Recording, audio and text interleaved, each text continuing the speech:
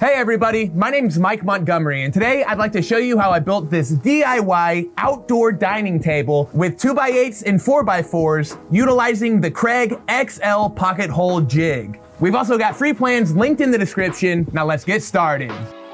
I built the top for my outdoor dining table out of 5 8-foot long 2x8s. I hunted through the boards that Home Depot had available, and I tried to get the straightest ones with as little warping as possible. I cut about 18 inches off of each board before the glue up with my Kreg portable crosscut. This tool is so cool, it allows me to measure and mark the line I actually want to cut instead of measuring and marking for the offset of the circular saw bed and the blade.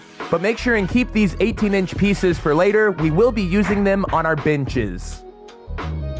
And to join this tabletop together, I'm gonna be using the new Kreg Jig XL. This is specifically designed for thicker material, like the 2x8 and 4x8 lumber we're using in today's project. This is quick to set up. Just adjust for what material thickness you're using, and check out the difference in size between the traditional Kreg Jig bit and the XL. This is supposed to create a 4 times stronger joint, and I'm really excited to give it a try. After I set the depth stop on my bit, just like a standard Kreg jig, I then clamped it in place and started drilling where I want to connect my boards together. In total, I drilled 5 pocket holes along one edge of 4 of my boards. The 5th board for my tabletop won't need any. And really quick, I do want to shout out the Kreg Track Horses with a built-in T-track. This allows me to surface clamp using bench clamps and hold everything in place. They are super convenient and a really good value. I'll make sure and leave a link to all of the tools, materials, and supplies I used in the description box below. These are 2.5-inch Kreg Jig XL pocket screws. They're outdoor rated and incredibly heavy duty. Check out how big it is in comparison to a standard 2.5-inch pocket screw. Along with 5 of those screws on each edge, I loaded up a lot of wood glue where each of my boards join. This way it'll be an incredibly strong bond, and all of those pocket screws will clamp it in place while the glue dries. I used a Kreg 6-inch face clamp everywhere that I screwed my boards together to make sure that they were on the same plane vertically. And right here you can see me using a wood block just to distribute that pressure a little bit more on some of the more inconsistent boards. Like I mentioned, I did use a lot of glue, but I made sure to spread it out before I put my boards in place. I also made sure to clean up any squeeze out before it had an opportunity to dry. This makes the sanding process so much easier. After I cleaned all of my seams, I let the glue dry a couple hours before I flipped it over and prepped to cut it square on the ends. This tool reminds me a lot of the Kreg portable crosscut. It's got these built-in guides that allow me to measure and mark the line I want to cut, and then move them out of the way before I take a pass with my circular saw. And pro tip, pine does have a tendency to tear out, so taking multiple passes does help. You can also put painter's tape on your cut line, and that'll prevent it absolutely. Ultimately though, nothing is better than a new finished blade. And that is how you build a really heavy-duty tabletop. And I'm gonna set that aside while we move on. And now it's time to start building the base.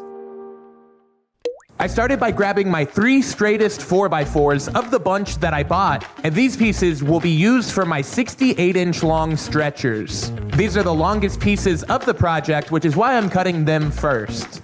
Just like before, I'm using my Kreg portable crosscut again, but because these posts are so thick, I need to cut halfway through the board and then flip it over and cut the rest of the way through. I made sure that these boards were 10 inches shorter than the length of my tabletop, including the width of our 2 frames. This will allow for an 1.5-inch overhang between the base and the top. And with that done, I started cutting the 4x4s for the frame legs. These are really simple, and they are utilizing the Kreg Jig XL perfectly because we're not going to be able to see any visible fasteners. And for the frames, I needed 4 pieces at 28.5 inches tall and 4 more at 23.5. I quickly adjusted my Kreg Jig XL to accommodate 3.5-inch thick boards, which these 4x4s are, and I drilled 2 pocket holes everywhere my boards are butt joining together. And on all of these boards, I picked the ugliest face to attach my pocket screws on. That way they would either be facing another board and be invisible, or facing down at the floor and people won't be able to see them either. Each of the stretchers got a couple pocket screws on each end. This is where they'll connect to the frame legs. There's 2 stretchers on the top and 1 on the bottom of the base.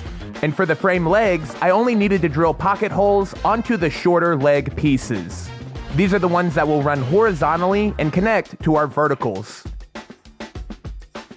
In this shot, you can see how each of our frame legs assemble. It's a really simple square connected with these 4-inch long XL pocket screws. After adding glue to my joint, I clamped my pieces down in place and then started screwing all of them together. Being able to pocket screw together such large chunks of lumber like these 4x4s is very cool. I was able to get this really rustic, chunky piece, and it went together surprisingly easy.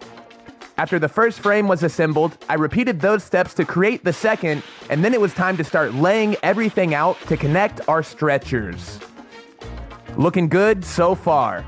So I am very impressed with the Kreg XL. These legs are very, very strong and the glue hasn't dried. So next, we're gonna attach the 3 4x4 stretchers that are gonna connect these 2 leg assemblies. 2 of the stretchers will be on the tabletop side. This will help prevent the tabletop from dipping or bowing. And there's 1 stretcher on the bottom in the center. That way it's out of the way of people's feet. And you'll notice all of my pocket screws are facing the floor or facing the tabletop, so you don't really see them. I also included a few more pocket holes on the inside of the top of our stretcher. That way we can connect our base and top with more of the 2.5-inch pocket screws. I was really careful to make sure all of my offsets were consistent and my base was centered on the top. There should be a 3.5-inch overhang along each edge of the table and an 1.5-inch overhang on each end. I also added a little bit of scrap wood to add some feet risers. This is gonna give my base a little bit of a floating effect. I like it, but it's totally not necessary. And finally, all that was left on the dining table was to use wood filler anywhere that my lumber had some imperfections, and then sand everything up to 220 grit in preparation for the wood finish that I'm using. And now we officially know how to build this outdoor dining table, and we're about to create a set of matching benches. So you remember those 18-inch long 2x8 pieces, the leftovers from the tabletop that we made earlier? Well, this is what we're gonna use for the legs of our base. After I put some pocket screws to connect 2 of them together to create the outside of each leg, I then cut a 4x4-inch stretcher that's gonna be the spine in each of these benches. That way the 2x8 top that we put on it won't flex or bend no matter how many people sit on it. I also needed to cut a couple of 14.5-inch long pieces to pair with our 18-inch legs, and then drill pocket holes in all of my 4x4s. In this shot, you'll see each of the leg assemblies come together. You can see how on the outside, it's 2 2x8s as the outside face, and then there's this 4x4 right in the center that's gonna pair with the 4x4 spine, and that's gonna carry all of the weight of this whole assembly. These 4-inch pocket screws are crazy strong, but the great part is all of the weight's just going right down on the 4x4 block, so it's not even stressing the screw or the glue holding everything together. And it was very handy to clamp my pieces in place while I was screwing it together. But now you can see how the base of each bench is built. Once I had one, I just repeated the same steps to create the base for bench number 2. I did do a quick strength test to make sure everything was going well, which it was, and then I could cut and attach my 2x8s for the top. I made sure to space these top boards out a little bit, that way water wouldn't get trapped in between them. And then I used my Kreg jig drill bit to recess some screw heads from the top face of the boards into the base. This is really nice because I can screw everything together and then plug everything up with a 3/8-inch dowel, and no one will ever see any visible fasteners. After the glue dried, I came back with a flush trim saw to saw the dowels flush.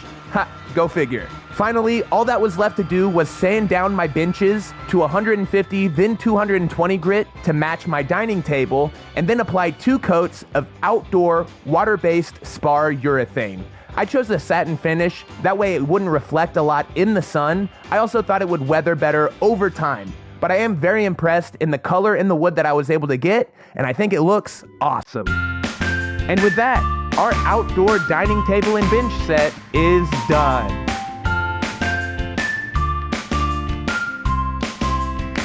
All right, I'll say it, this might be my favorite pocket hole jig project that I've built. Getting to use the XL and incorporate it with 4x4 lumber and 2x8s was a ton of fun and really gratifying.